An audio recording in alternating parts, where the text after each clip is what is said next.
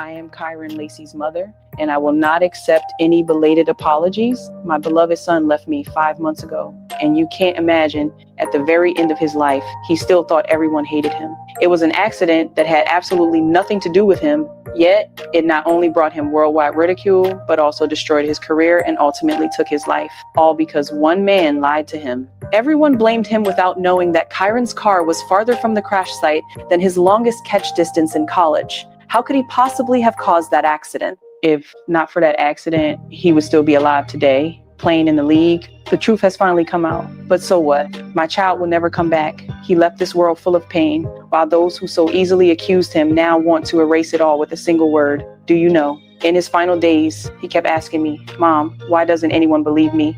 That kind of despair still echoes in my dreams to this day. At Kyron's funeral, holding myself together with what little strength I had left, I sang one last song for him, I Will Always Love You, hoping my dear son could finally rest in peace.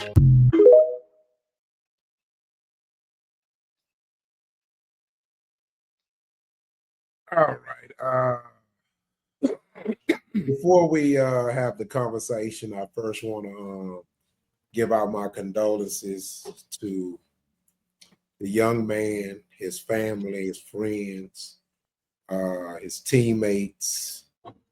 I can I can only imagine how much uh, pain that he went through being falsely accused. I can only imagine how he felt, with his career possibly being over doing something that he loved and did all his life. I can only imagine how his mother feels to have his son, take his life over an unfortunate turn of events. Before we get into that conversation, because you know us, we still gonna talk the real, we still gonna say, but we're very respectful. Absolutely. The first thing I just want to say is that because it's a man, I ain't gonna lie, it fucks with me when this story come up. So I try to shy away from it, but it's hard to watch that and it not affect you in some kind of way. So with that being said, the topic of conversation is first one. What are your thoughts about the whole situation? And now that he's actually been vindicated, and but I want to have a conversation about suicide. Um, right now, Black men have the highest rate of suicide.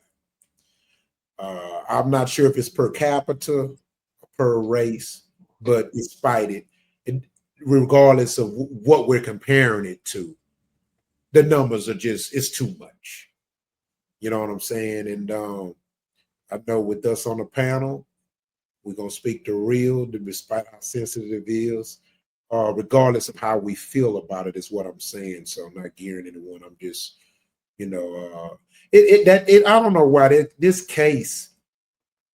situation fucks with me in different ways, and I'll explain it whenever it's my turn to talk.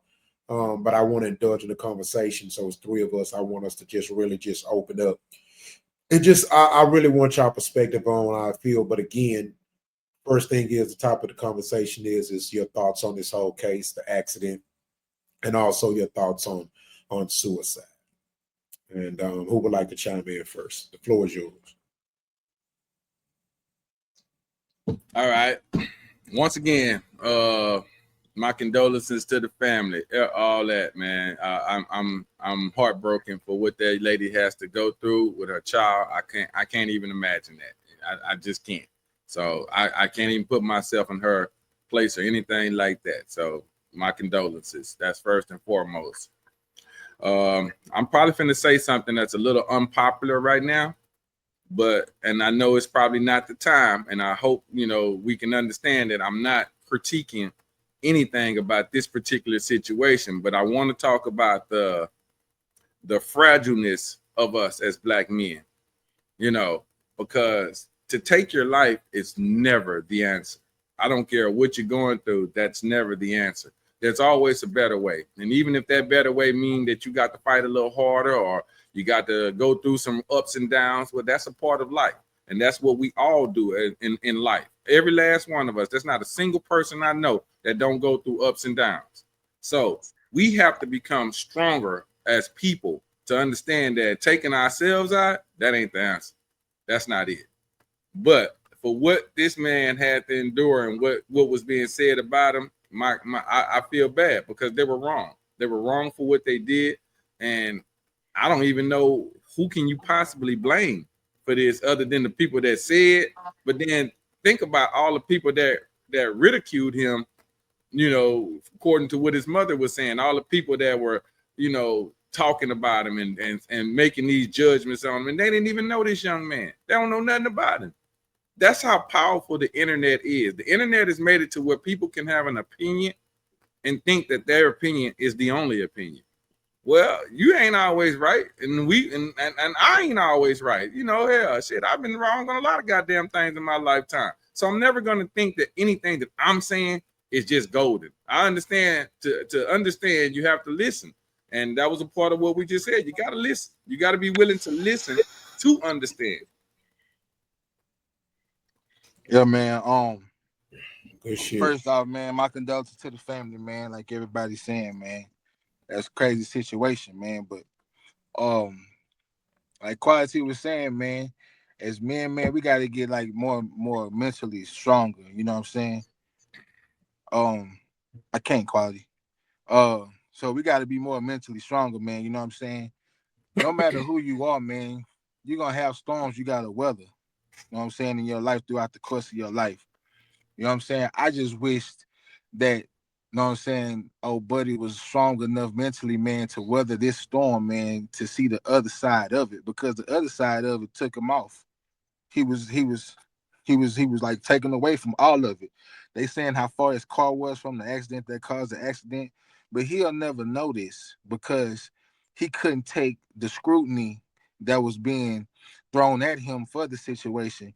And then, like, my thing is, like, man, if he knew he wasn't a part of that, man, bro, you just had to, man, you just had to weather that storm, bro. And like, man, you playing football at LSU, man. His trajectory was to go to the NFL. I think he would have been in the NFL now. Oh, Man, yes. yeah, man. So just put your head down, man, and go to work, man. That's my answer to everything, man. No matter what's coming at you, man, put your head down, keep pushing forward, man. No matter what it is, especially as black men, you know, we do one small thing wrong, man. It's like the weight of the world come down on us. You know what I'm saying? You got to be able to handle that, man, and not because like Quiet is saying, man, taking your life is not the answer. It actually makes everything worse. Because now your family got to deal with your loss, man. I can see your mama holding back her, like during that interview, I can see her holding back her emotions, man. Like you made everything worse. Now, not only did that situation that put you in the situation happen, now you took yourself out, and now that's another weight some people got to deal with that got love for you and all that, man. So, man, as black men, man, I agree with my brother, man. Like, man, we got to be more stronger than that mentally, man, because storms gonna happen, man. Storms gonna happen, man. And there ain't no meteorologists in our life telling us when it's gonna rain, when it's not. They just come. Shit happens. You know what I'm saying? We just gotta be like mentally strong enough, man, to weather that shit and move on. Put your head down, move forward. You know, we went down to LSU, me and my son, and when he was doing his visits and everything like that, I met that young man. And of course, you know, us when we see these people, you don't think none of these things. You know, I'm looking at him, he's at the height of his life, you know. He out there, you know, of course, this is a practice that they're doing, but we're able to view the practice, me and my son. And I mean, this kid was out there, I mean, just showing out. Was able to shake his hand. I thought he was a great kid. I just thought I never would have thought this would have transpired so shortly after I met him. And then here we are today. So, I mean, my heart goes out to him, his family. I truly, truly grieve for them right now because I know they're going through it. Man, that was some damn good perspectives, man. And yo, I know you don't want to hear this, but those were some damn good perspectives. Not opinions, because y'all was spitting some shit. Real, I'm just gotta keep it undone. Those are, I can't, to call those perspectives would be just rude. That y'all said such powerful things with so many. It's factual, and the wordplay was just beautiful. And this shows how balance works, right? You know what I'm saying? You know, there are times where we just got to be straight up, right? And we're all being straight up now. But you see at how we communicated. See, look, you see how y'all communicated yourselves? Because y'all understand that, bro, this is a situation where somebody took their life, right? And somebody lost someone they love because this person took their life, and then the reasons behind it. So it adds these certain layers to where you have to be sensitive. It's kind of like when your mama used to bake a cake and she said, don't do all that damn junk. I got a cake. Watch how you move.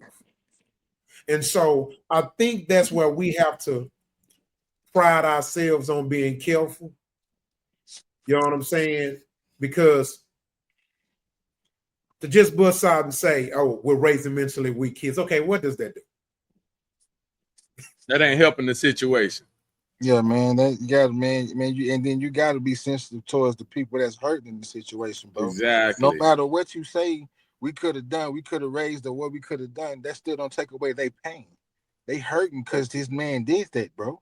That woman's baby is gone. Oh. So regardless of what she could say, could have done, should have done, all that don't mean nothing right now because her baby gone, and I can't even fathom how that feeling feels. I can't. I don't even want to go through. I can't imagine it. So, like I say, my heart goes out to her, man. Yeah, man.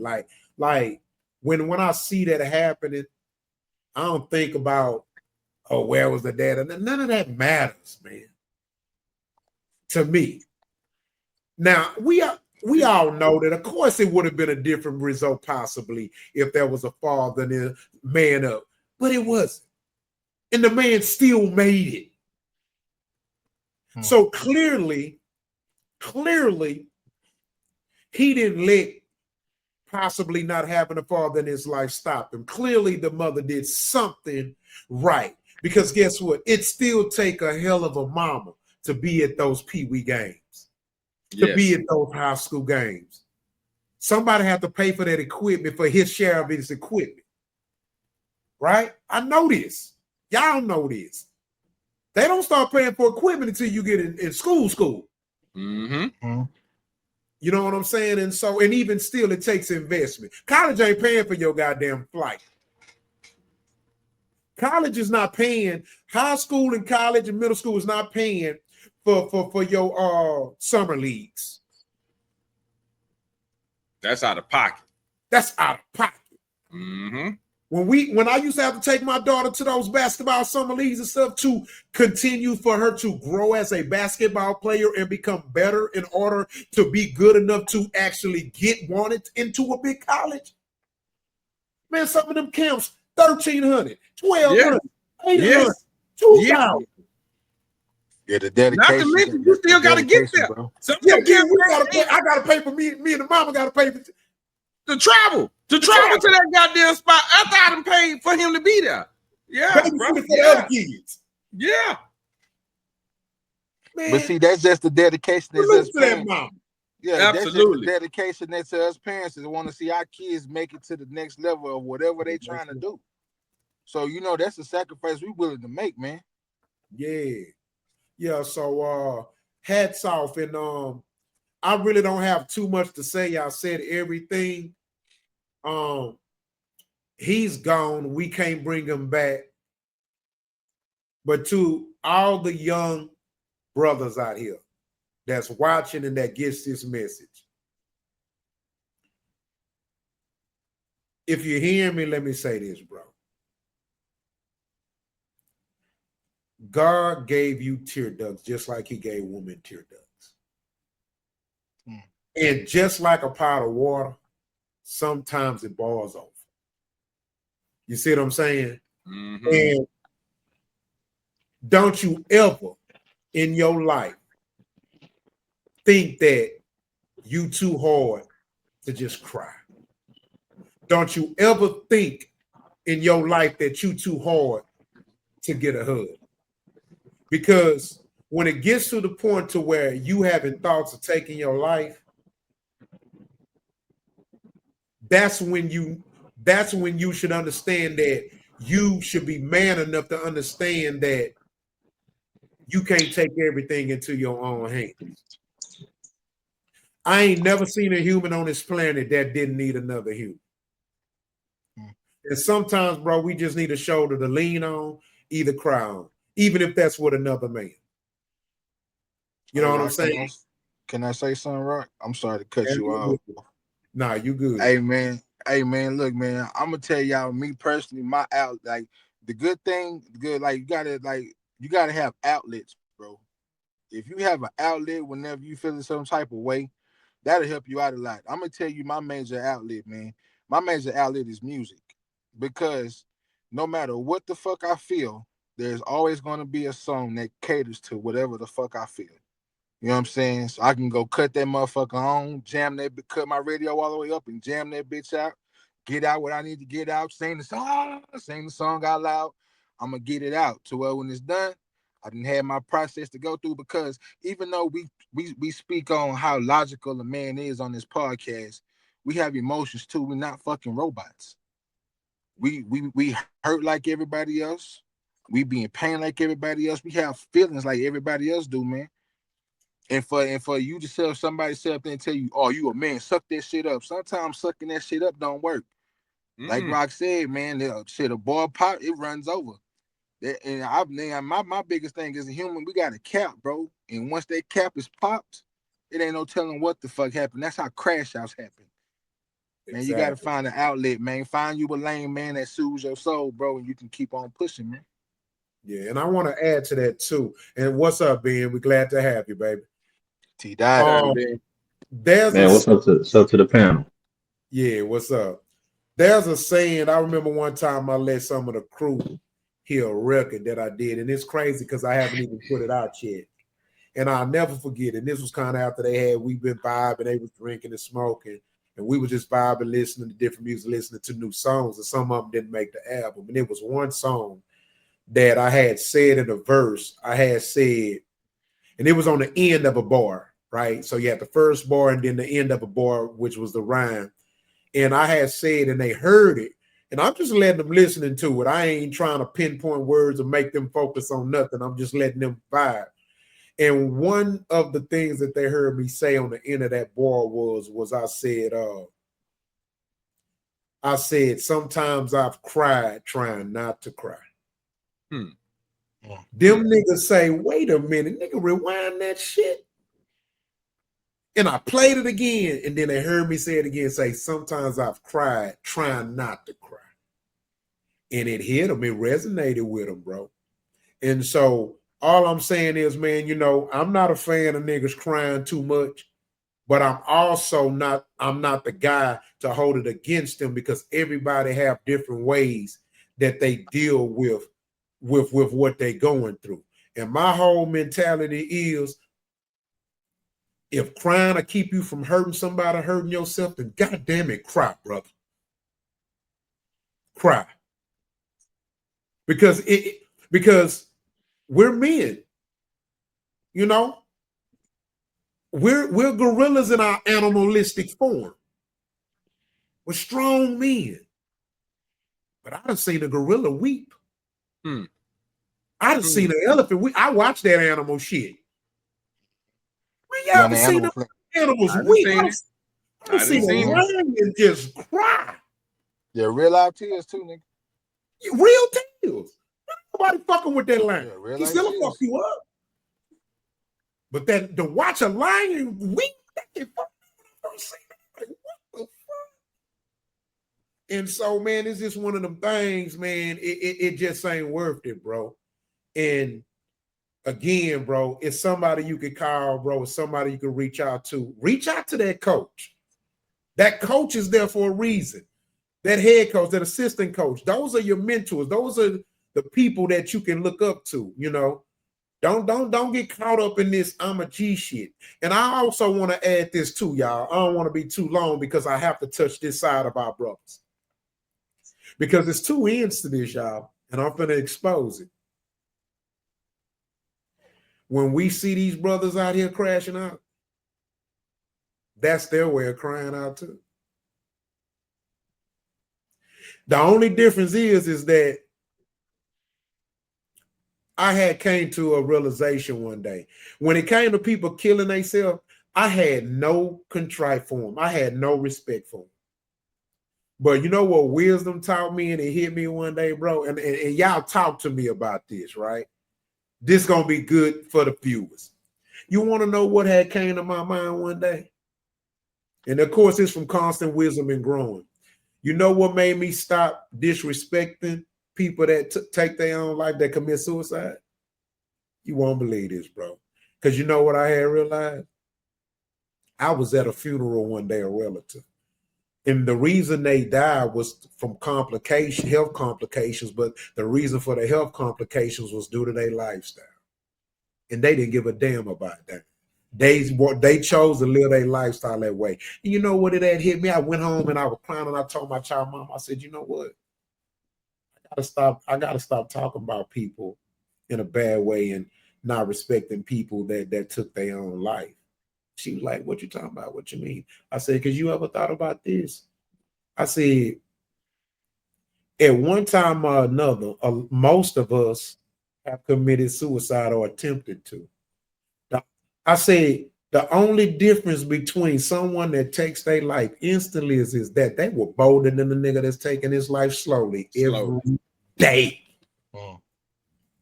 Think about how many people out here eat bad, don't take care of themselves, smoke cigarette. I mean, I ain't trying to speak no bad on anybody that do what they do, but that's really taking your life right there. That's suicide. Yes.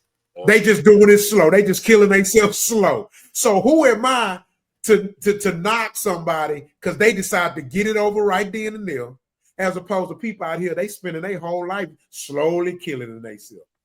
That suicide is suicide. Who told you how fast or that determines suicide, how fast you do it or how slow you do it? Yeah, I got a question about that. So not that I guess my question is, but what in and about the intent versus the actions? Because I think everybody has a habit, you know what I'm saying? Because food could be the wrong food could be a bad habit. Like cigarettes can be a habit. Like I mean an addiction, excuse me. But if you look at like I get I get what you're saying. You know, it's like if you're doing something that you know can lead to your death, you could consider that suicide. But I think the intent is a little bit different from somebody that's trying to actually take their life.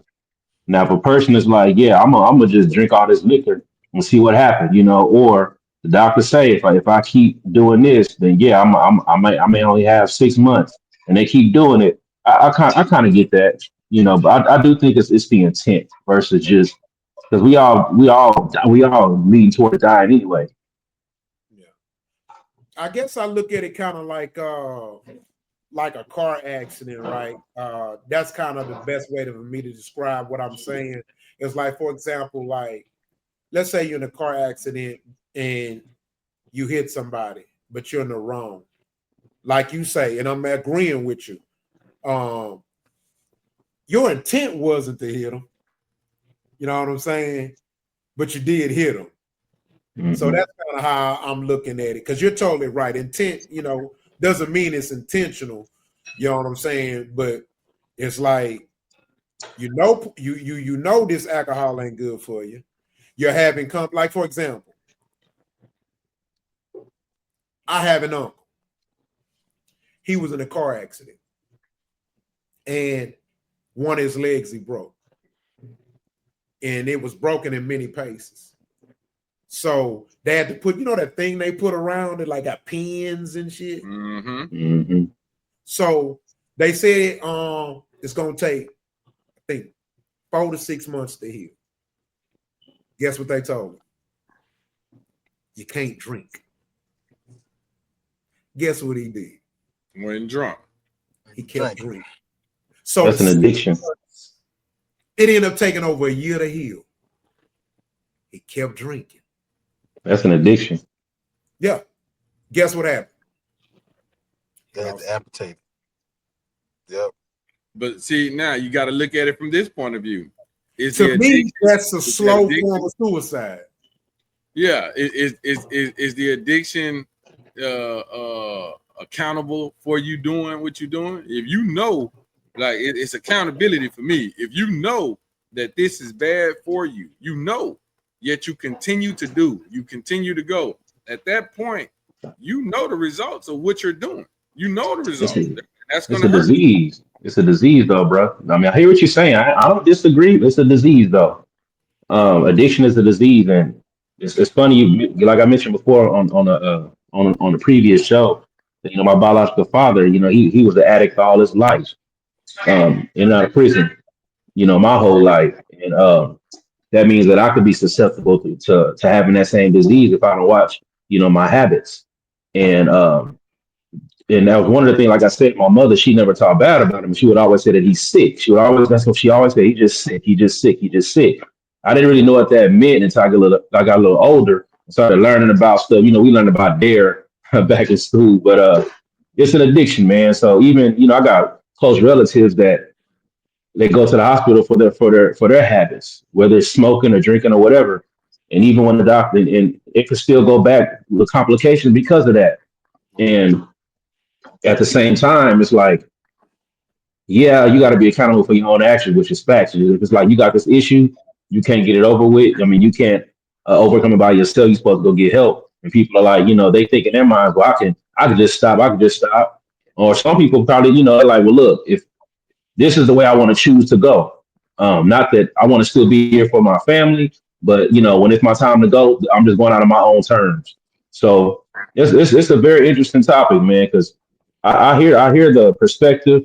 I just think it's the intent. It's like if I know I'm gonna get super drunk tonight and I'm gonna get behind the wheel and see what happens. I think that'd be more suicidal than somebody drinking too much and the doctor saying, well, your liver's gone, and they keep drinking. It's like because they got an addiction. So I think if they get behind the wheel, knowing they drinking, they're probably suicidal.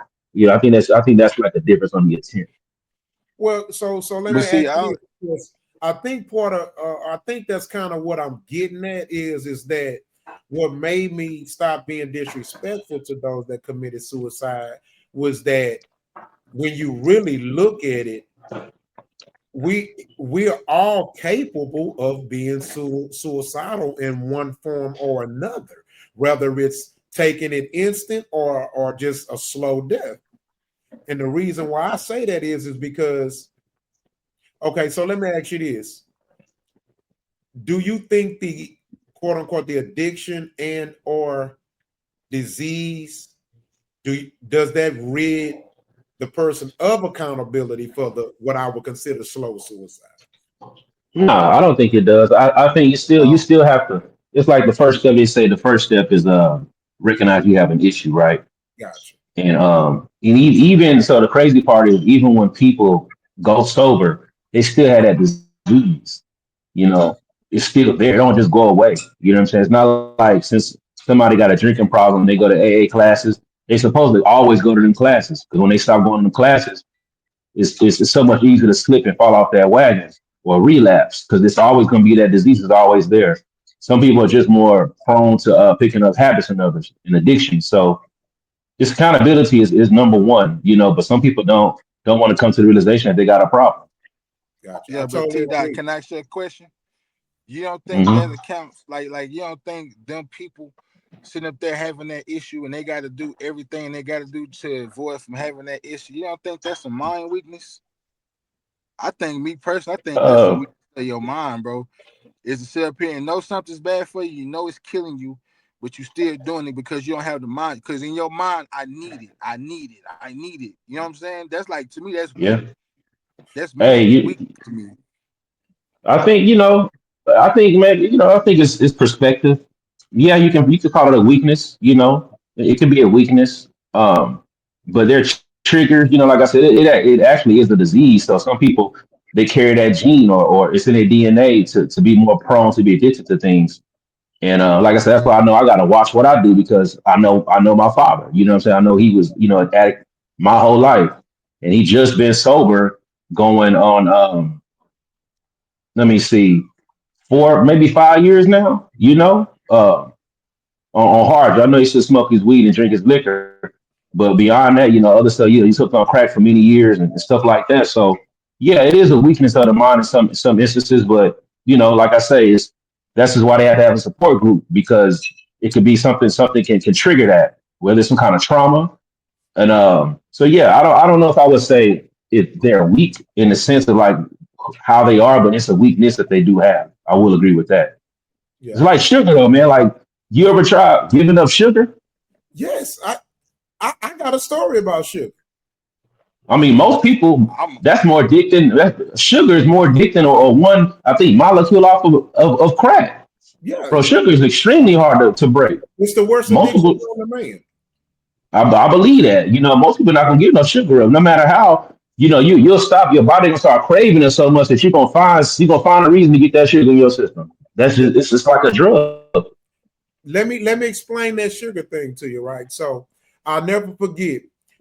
I had reached a peak, right, with my health journey, right? I mean, I was there, bro. I was still competing, but I was on another level, kinfolk. Like, people thought I was on steroids, right? My mama used to be like, people see my body like, how the fuck you get your body ripped like that, right? And so I just kept pushing and moving up, right? So guess what I had started doing? Because I was so caught up. I was like health crazy, bro. I was on a fucking mission like nobody ever seen, bro. Like, I didn't just want to look healthy. I wanted to be healthy inside. And it became extreme for me, bro. So I end up starting doing the caveman diet. And so Like strictly meat. Like strictly meat. yeah, like you couldn't even eat too many strawberries, because so many strawberries have so much sugar, and that's the healthy sugar. But what it does is it rids your body of sugar and starch, which is what can kill us, right? So, and I've been practicing Ramadan forever. Nigga, Ramadan can't fuck with this diet, nigga. So 2 days in, I swear to God, and I start twitching like a fucking heroin addict. Listen to me, y'all. I'm not exaggerating, y'all. 3 days later, I'll never forget, my son came to see me, and it was me and my mom in the room, and I had just got through working out. And I met him at my mom's house. And when I was leaving, I started getting a little dizzy, and then my son say, "Dad, you okay?" He say, "Man, your nose is running." I'm like, "What?" He say, "Your nose bleeding. Pops, is you okay?" Now then, that fell out. Let me tell you something. I was having the same effects as a heroin addict or alcohol addict when they in detox. My body was going crazy because it had gotten so used to me eating sugar for all my life. So when it started panicking and going into crazy mode, my mama had to sit me in and lay me down. I started having chills and everything, bro.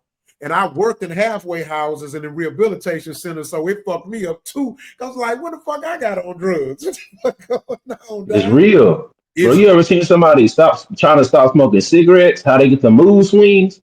Bro, they hard to be around. They hard to be around. They rather just go back and smoke a square. They're hard to be around. See that? I can agree with that one, boy, because God damn, already possible. Woo!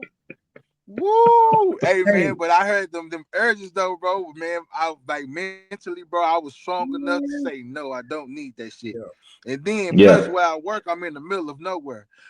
Yeah. So even when them urges hit, I can't go to a store. I can't. So I just gotta deal with the shit, man. You ain't lying about that one, T-Doc. Boy, I will, woo. Man, they say it's not even necessarily the because there's certain things that people are addicted. It's not even, they said it's not the nicotine. Nicotine is not addictive itself. Or tobacco. They say it's the motion of doing this. That motion. Whatever your trigger is, when you do this, that's what it actually is. And so it's like a muscle thing. Like even with the heroin, as you know, it affects your body. That's why they have to wean you off of it if you get hooked on it. You just can't stop cold turkey because you might die. Muscle memory. Yeah, Yeah, they you just can't stop it. It might kill you. Oh, go Yeah, ahead. so no, you're right. You know, me y'all remember Malcolm X when he had the when he was detoxing that, you know, the scene in that jail detox, you know what I'm Yeah, saying? Like going through them withdrawals. It's real. they were strapping them down. Had to strap him down. See Ray Charles So, too. I remember that shit in Ray yeah, And Ray Charles. Charles. yeah. Yep. So the Yep. reason I tell that story being is because I understand totally what you're saying. And you're totally right. I understand the disease part of it, Hmm. but I fought through it. Yeah, you gotta fight. Yeah, that's facts. That's the tough part. That's the tough part. Most people, you know, just hey, it's just like anything, man. Yeah, Like it's a when you trying to mind lose game. weight, you trying to That work shit is a out. mind It's hard game. to stay disciplined. It is. It And absolutely is. everything, man, Yep. to me, everything, bro, every bad habit, every good habit, all that shit is a mind game. Yep. Once you, That's why. man, you can't let your mind control you. You got to There control you your go. mind, man. There you Yeah. go. And look, this can be argued, but that is one of the many reasons how I know that I am not a body living in a spirit. We are spirits living in a shell. Because, Yeah. bro, listen to me, bro. It's Mind over because matter. the keto diet why I no longer eat white sugar. It has to be brown sugar. And I don't eat or drink anything with high fructose corn syrup in it, because when I went through that, I realized, like, wow, like this is crazy. And then so when they try to tell you weed the gateway drug, no, it ain't sugar, it's the gateway. Do you know a kid will bite your fucking finger off, nigga, over some candy? It's real. Hey, Oh, you know it's funny. You'll notice this when you go like so with our daughter, right? We didn't introduce her to no sugar until she turned maybe 3. You know what I'm saying? Like no sugar at all, right? She rarely has sugar now, and yeah, so even when we almost like regretted giving her sugar even then, because even like what they'll do is you go to the grocery store, they know what they doing. They put our sugar in the front. That's why them kids be acting crazy when they see it. yeah, It's a real addiction, a serious one. They see that candy and go crazy. You tell them no, man. Look, and people looking kind of like why they acting like that? Like, and even as adults, bro, I don't care who you are. If you eat sugar, try cutting it off for a week. You're gonna be struggling. man, You're gonna find some reason. Let me just get a little piece of this. Let me just you gonna start eating more bread. You're gonna find sugar in something. Even if it don't look like sugar, you're gonna find it in something that's sweet to you. Period. and You're just gonna be think, like old I boy, was man, fighting. Sister I Sally. was going through it. I didn't want to give up. I didn't want to be a quitter. So if I tell you, bro, I couldn't sleep. I was tossing and turning. Man, it Yeah. was crazy. That Man, I tell people this. I told people, and they was like, "Are you serious?" But some people took it as a joke. I said, "I know what it's like to be a hearing addict. I know how hearing addicts feel now." They was taking this Mhm. shit like, "Nigga, shut the fuck." I'm like, "Okay, whatever. I'm cool." But I Tell them to know, try it. Tell them to try it. you know, they Tell them to try it. scared. Mhm. 2 days You know no they sugar. Hey, scared. y'all like old boy on Man Society. I got these cheeseburgers. Hey, real for real. Hey, so whenever I take my alcohol, once a year I always take a month off of liquor. Just whatever month I choose, I fast off alcohol. When I fast off alcohol, I immediately start getting sugar cravings, and I be reaching for fruit. I use fruit as my outlet. I get some fruit just so I can curb that sugar that sugar urge and that craving. So it's real, man. That sugar a drug for real. Yeah, Should be illegal, to be honest with you. yeah. But here's the thing, though, being I'm glad that you chimed in and talked about it, because my whole point was this: a lot of us, a lot of people are like I was. We so hard on people that take their life. Yeah. And what I started doing after I realized the thought process and the real psychology behind it is, I was like, no, we all are and or can be suicidal in a way. Suicide has never been defined as to take your life instant. There was never put a time on it. And so I did that. So I want people to know that don't, it's not a good thing. It's selfish. It's a selfish act. But guess what? having bad habits your whole life and dying on your kids before you should, that's a selfish act too. You know you got kids that want to see you live as long as they can, but you don't care. You keep doing what you're doing. That's suicide. You know what I'm saying? So I just wanted to it was just my way of getting people to maybe break out of having the fucked up mentality that I once had. Because once I hear a nigga kill himself, I ain't give a fuck about his feelings, the family, nothing. I was like, and I grew, man. You know what I mean? So, yeah. Let me make this one little point about the addiction thing. Each one of y'all kind of gave your deal that you were dealing with, right? Well, it all came back to this as I'm listening to y'all. You were mind strong. You were mind strong.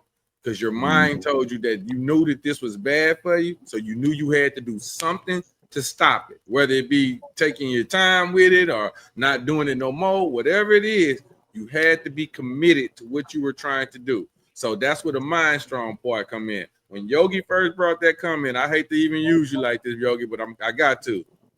Y'all, everybody know he's my brother. So that's the first thing. First thing we on. Hey, man, we don't play that bullshit. Won't play. You got to be here. I got to have you here. That's the first thing I instilled in him. You got to be here. Everything else is here. You got to stay here. Once you control this, everything else is easy. The problem is people struggle controlling this. They see this here take them all over the place. Think they this, think they that, their opinion, all that. Boom, crazy. Control this, and the rest of that other stuff is easy. That's my opinion, of course, but I ain't gonna lie. If you listen to me and you need help with it, try it. Control this and watch how everything else become easier. Yeah. And to add to that, before we go to the next subject, we've already talked about it. But look, man, brothers, if y'all out there and y'all going through something, man, take advantage, man. Call 611-411. Don't be afraid to get help. I'm really sick of how the culture in so many ways, and you know, I really don't like a lot of these damn these bullshit ass gurus who come out here and they talk this, and the way they sell shit to you. You lazy motherfucker, you fucked up, nigga. All that. Nah, look, man, if you're going through, you broke, nigga. This and that. Nah, bro, look, man. If you're going through it, man, there's somebody out there somewhere that can help you. It's not much. It's not many options, but there are options, and that's where you got to take yourself and you got to do your due diligence. Seek and you shall find, brothers. Seek and you shall find. You can't expect nothing to change if you're not looking for change. If you need help getting change, you got to look for the help. You know what I'm saying? There's a saying that said that I made up. And I tell people this, and I'm not a religious person, but I use it as a sarcastic analogy. Jesus ain't no pizza man. He not gonna come knocking on your door in the blessing 30 minutes so it's free, nigga. Blessings ain't out, don't get delivered, nigga. You gotta go get it, bro. You know what I'm saying? People out there so lazy, they think your blessing supposed to come. Yeah, I just delivered a blessing. It'll be in 30. Okay, good luck, nigga. Nigga be at your door to rob your ass before nigga come and open your door talking about here go your blessing. Yeah, you know opportunity to come knocking at your door. I'm telling you. Opportunity to not come knocking at your front door, man. Hey, man, y'all make sure y'all like, subscribe, comments are very much welcome. We got my boy Quality in the comments. He gonna be popping this shit with y'all tonight, man. So get in there. Yeah. And Ben, I want to thank you too, man. That's why I say, man, every head matters when we on here, because you added depth to that conversation that wasn't there before you came on. So that was beautiful, bro. I really appreciate that, man. Yeah, I T that. Yeah, Hey, one day at a time, man. I'm trying, man. I'm trying to keep up with y'all, man. Man, you ain't I'm missing the party. Say, little quick note on these comments too, y'all. I don't see very well, so there could be misspells and pronunciations of names and all that there. I'm terrible. So I'm trying, y'all. I just want y'all to know I'm not technology savvy, but I'm trying for y'all. Yeah. I laugh because I know it's true. Mute your mic, man. Mute your mic. Let's get to this shit.